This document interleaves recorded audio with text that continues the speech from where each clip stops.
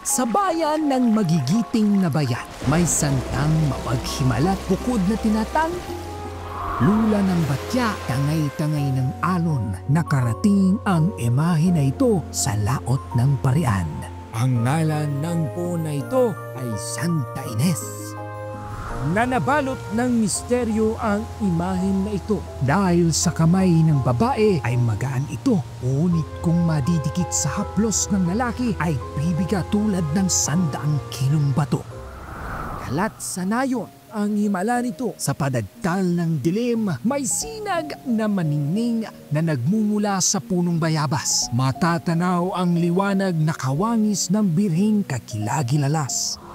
Dito nagsimulang maging kanlungan ng mga sugatan ang puno. Nagluluwal ito ng dagta na gamot sa sinumang dumampi-ani ng mga babaeng naparoon sa puno. Hinagpis at iyak ng santa ang nagpapagaling sa iinom sa puno.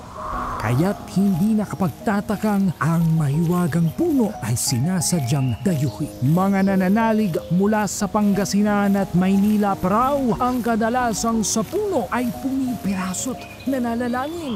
Ang dingding panalangin ng marami, wari mo'y sinagot ng punong pinagpakitaan ng santang sinisinta. Sila ay kumaling mula sa mga karamdamang akala nila'y imposible ng gamutin.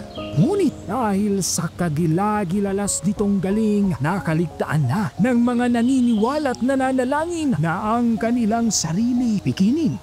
Tila likas sa ating na ang kalikasan ay abusuin. Ang mapaghimalang punong pinagpapakitaan ng Santa Ines, hindi kalaunay nanuyo at ang himalay na ubos din. Sa kasalukuyan, wala nang mapaghimalang punong dinatnan ang mga bagong supling bayan ng Bulacan. Kung sana lamang ay hindi naging gani ng nakaraan, ang hinaharap sana'y mayroon pang aabangan. Ang kwentong bayan ay parang puno, nagsisilbing lilim at gabay. Ngunit kung hindi aalagaan at igagalang, maaari itong maging anino na lamang. Tandaan na ang nakaraan ay hindi abo ng alaala, kundi binhi ng paalala.